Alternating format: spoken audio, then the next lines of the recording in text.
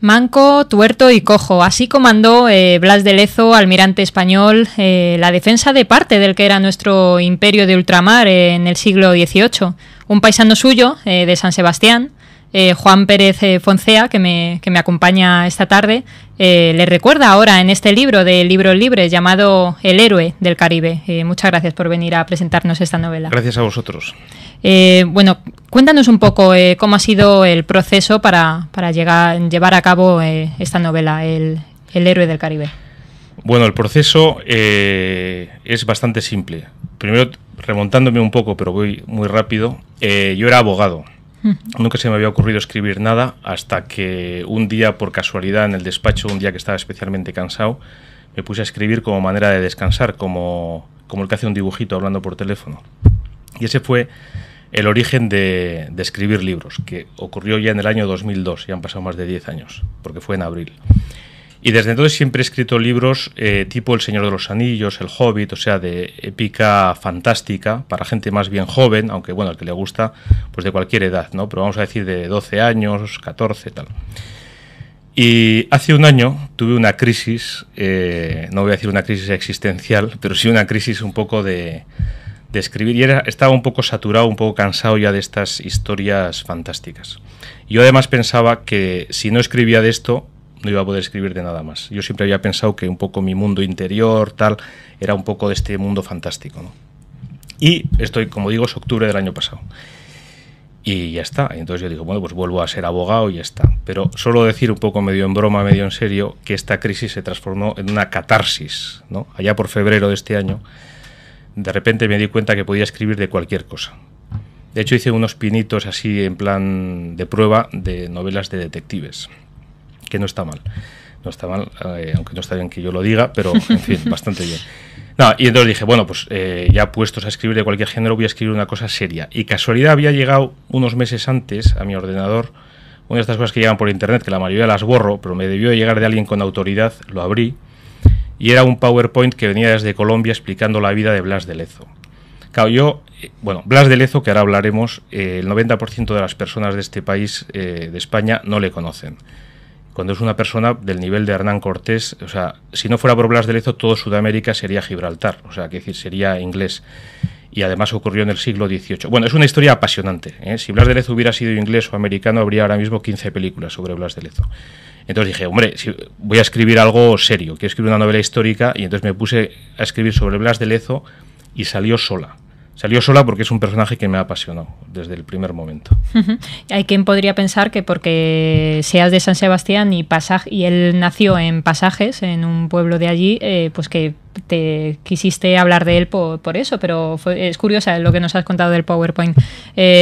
Cuéntanos, ¿cómo ha sido la investigación? ¿Fuiste a Cartagena de Indias, donde se produce gran parte de esta batalla? Bueno, Blas de Lezo es una persona, para hacer un breve resumen, que no estoy quemando el libro ni mucho menos, que, claro, hay un famoso refrán que es así se escribe la historia. Pues ahora me doy cuenta yo que efectivamente así se escribe la historia. Quiero decir, porque como este episodio pues habrá muchísimos. Todos conocemos la Armada Invencible, que era la Armada Española, que fue a Inglaterra en el año 1588, que no se llamaba la Armada Invencible, ese nombre lo pusieron los ingleses después, como para decir, si nosotros le hemos ganado a la Armada Invencible, ¿cómo seremos nosotros? Tengo que decir, porque además ahora estoy preparando un libro sobre este tema, que más del 80% de los barcos españoles que fueron a Inglaterra de la Armada Invencible volvieron a España, ¿eh? Y hubo varios que ni siquiera llegaron a Inglaterra, porque fue todo un constante temporal tras temporal, y algunos ya en el Golfo de Vizcaya se tuvieron que dar la vuelta. Pero bueno, volvieron. Y eran 120 barcos. La armada que envió 150 años después a Inglaterra para hacerse con Cartagena de Indias, que era la llave de Sudamérica, del imperio del continente sudamericano, eran casi 200 barcos. Es decir, no llega, pero muy cerca del doble de la Armada Invencible. Eran casi 30.000 ingleses contra 2.500 españoles. Teníamos 6 barcos. Y ahí es donde Blas de Lezo consiguió una victoria impresionante, ¿no? Entonces, que como digo, es absolutamente desconocido. Entonces, esto es lo que me impresionó y lo que me llevó a escribir. Entonces, como es una cosa tan reciente, hay muchísimas fuentes. O sea, yo me he leído fuentes españolas, fuentes inglesas. Los ingleses, todo lo que está contado en este libro es perfectamente pacíficamente reconocido. Quiero decir que no es que ahora de repente yo vengo aquí a decir que hemos hecho la machada y tal, y que no, sino que es reconocido. Lo que pasa es que, lógicamente, a los ingleses no les interesaba que esto, en fin, como si nosotros hubiéramos perdido, probablemente yo tampoco hubiera escrito el libro, o sea, eso es comprensible. Pero es verdad que, por ejemplo, la historiografía inglesa, para bajar importancia a esta batalla de Cartagena de Indias de 1741, le ha puesto ya el nombre folclórico o, en fin, graciosillo, de la guerra de la oreja de Jenkins. El tema de la oreja de Jenkins es la excusa que utilizó Inglaterra para declarar la guerra a España. Claro, Inglaterra era una potencia emergente y España estaba ya en decadencia, con lo cual era un momento muy bueno que les convenía. Pero es un episodio que ocurrió 7 años antes de declararnos la guerra. O sea, es una cosa ya pasada que Vernon, que era el que quería declarar la guerra a España, aprovechó como excusa, ¿no? El episodio es tan sencillo como que España, un guardacostas español cuyo capitán se llamaba Juan Fandiño, apresó a un barco inglés cuyo capitán se llamaba Jenkins en 1734 y le apresó la mercancía que llevaba de contrabando. Y además en represalia le cortó una oreja. Y le dijo, y dile a tu rey que si se te ocurre venir por estas aguas, le haré lo mismo. Claro, esto 7 años después fue utilizado, como digo, por Vernon para declarar la guerra a España, porque lo llevó a la Cámara de los Comunes, lo utilizó muy bien como publicidad, etcétera, ¿no? Pero, ya digo, pues fue una excusa y fue una cuestión que muy poquito tenía que ver con la guerra, pero después es el nombre que se ha utilizado como para perder importancia. Tengo que decir que a día de hoy en la Enciclopedia Británica sigue sin aparecer esta guerra, cosa que es asombroso. De hecho, dices no sé si es al final, que el rey Jorge II fue, que incluso luego pidió que no se hablara a los hay datos, biógrafos ingleses, a los no sí, sé cómo, biógrafos o los sí, historiadores ingleses, ingleses. Condenó, o sea, esto no lo he contrastado al 100%. En el sentido que condenó al que hablara de esta guerra, seguro. Hay quien dice que incluso condenó a la horca. Claro, es tremendo, ¿no? Quiero decir que, claro, entonces en el lado inglés es comprensible que haya pasado al olvido, pero que en España no sepamos nada de esto. Claro, yo voy mucho por colegios, por institutos, etcétera. El otro día estuve en un colegio aquí en Madrid donde vino un profesor de historia, porque me dijo, yo nunca he oído hablar de Blas de Lezo. Claro, es asombroso que en un libro de historia de España, la mayoría, yo diría, de los manuales de historia de España, no aparece Blas de Lezo, o se le dedica un párrafo, cuando es un tema, vamos, que yo creo que había que dedicar una lección en los colegios. Vamos, ¿Y por qué Juan Fernando de Castro, que es uno de los protagonistas de esta novela, el teniente, el asistente de Blas de Lezo, y que, bueno, protagonista de una trama romántica que también está en este libro, que tiene de todo, aventura, romance y de todo, ¿por qué dice en un momento de la novela, que hablando de Blas de Lezo, que más que medio hombre, el almirante debía ser considerado cuando menos como hombre y medio?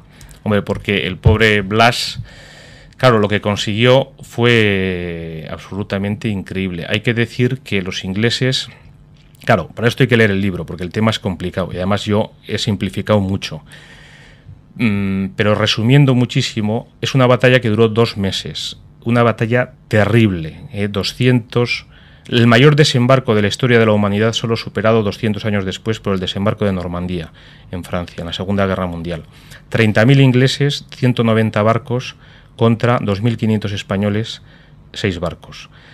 Entonces, durante toda esa guerra, además, el virrey Eslava, el virrey de España en Cartagena de Indias, actuó de una manera incomprensible. Yo no soy quien ni tengo datos para juzgar sus verdaderas intenciones. Si tenía envidia de Blas de Lezo, si es que era un poco inepto, no sé. Pero el hecho cierto es que constantemente ponía palos en la rueda de las iniciativas que hacía Blas de Lezo para defender Cartagena de Indias. Hasta el punto... se tilda como fuego amigo casi. Sí, no, era terrible. Entonces, hasta que llega un momento que ya Cartagena de Indias prácticamente está tomado por los ingleses. O sea, solo un milagro puede salvar a España. Hasta el punto que ya Vernon envía un barco a Inglaterra diciendo que han ganado la guerra.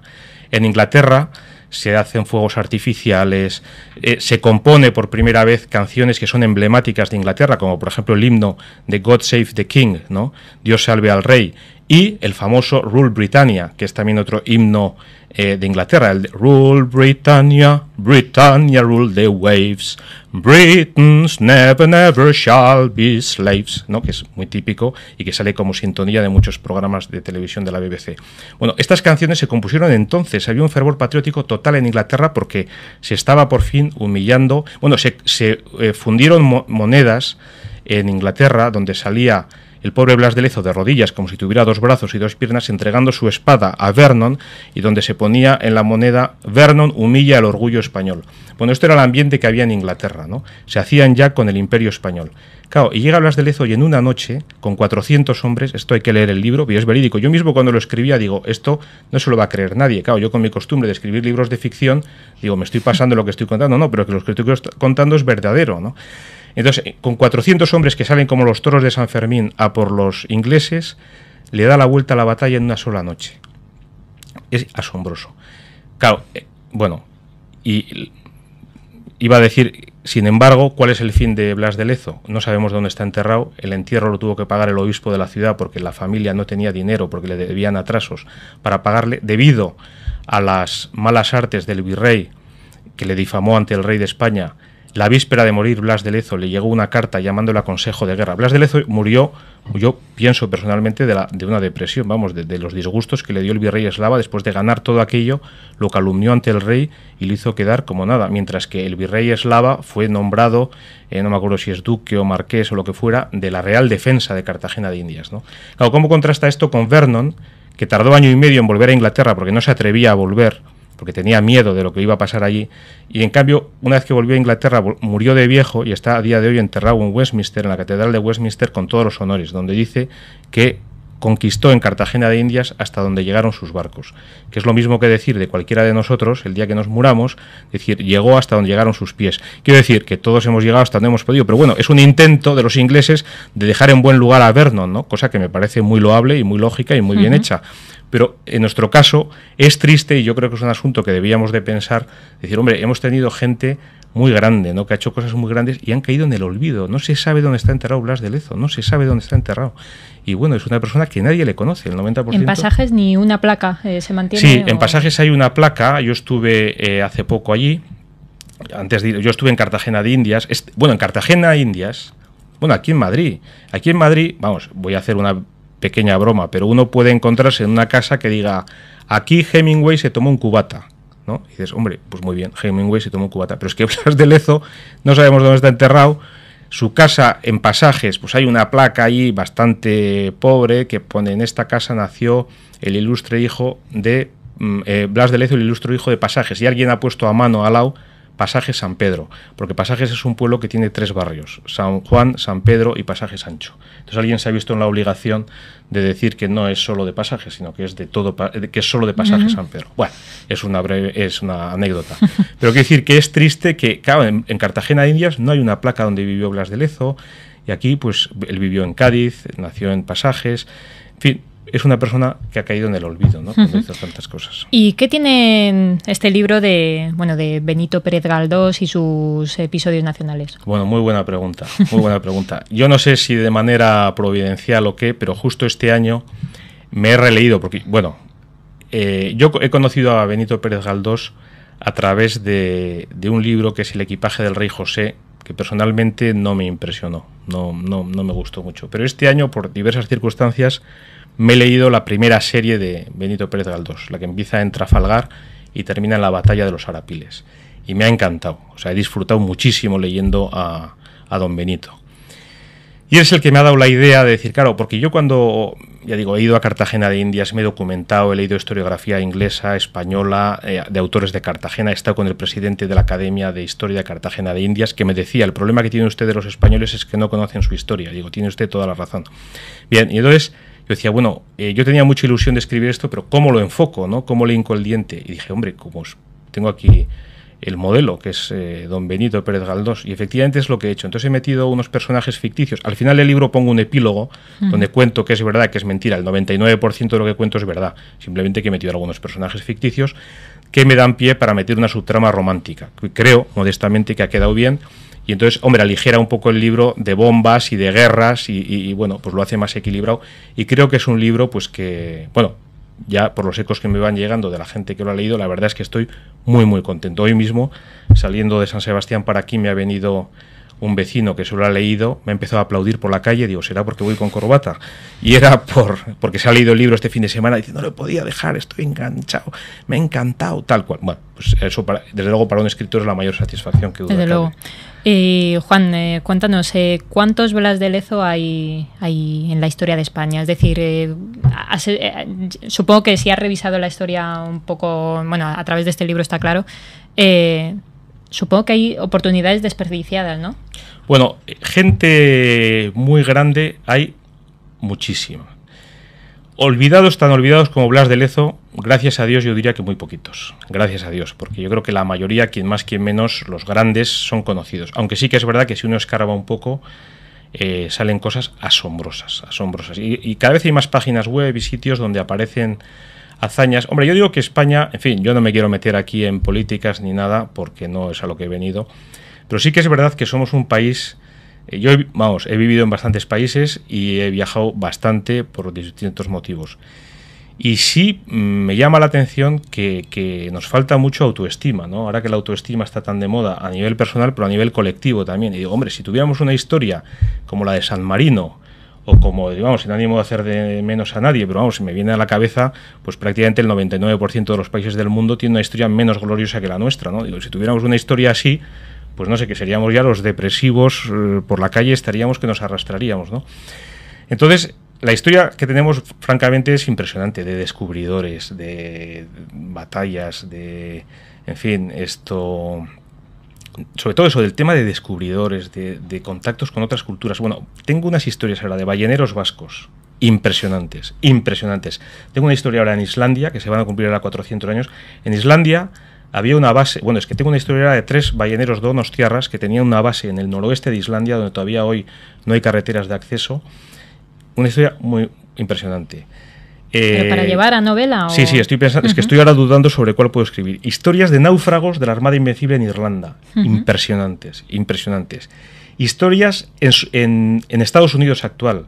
O sea, vamos a ver, 200 años antes de los famosos vaqueros norteamericanos, nosotros ya estábamos pegándonos o no pegándonos, porque había muchas veces relaciones muy buenas con los apaches, con los comanches, etcétera. Las primeras ciudades que se fundaron en Estados Unidos son Santa Fe y Albuquerque, en Nuevo México. Es una historia preciosa la que tengo, una historia muy controvertida, pero que no deja de ser bonita, en Acoma, una población de unos indios que vivían en una meseta, toda ella cortada a pico, perfectamente rodeada, entonces estaban a salvo de cualquier invasión. Pero estuve en una relación con los españoles muy interesante, que por cierto se cuenta en un libro que se llama Banderas Lejanas, de Fernández Laínez y otro autor. Bueno, bien, hay miles de historias en América, en Asia, los primeros. En cuanto a descubrimientos del mundo, pues es que, ya digo, hay cosas, hay sí que muy desconocidas en Asia, en Oceanía, en América, porque en la América que no se conoce, o sea, que Alaska mismo, en Alaska, o sea, Córdoba y Valdez, que están en Alaska, bueno, quizá ahí hubo un encuentro entre los españoles y los rusos, ¿no? Estoy hablando de épocas muy al principio de América, ¿no? Bien, y podríamos continuar. Ahora, lo de Blas de Lezo sí me parece especialmente asombroso. Bueno, pues Juan Pérez Foncea, pues nada, te invitaremos a la siguiente que hagas todas esas historias que estás, veremos a ver cuál sale la ganadora. Y muchas gracias por acompañarnos. Gracias a vosotros. Gracias.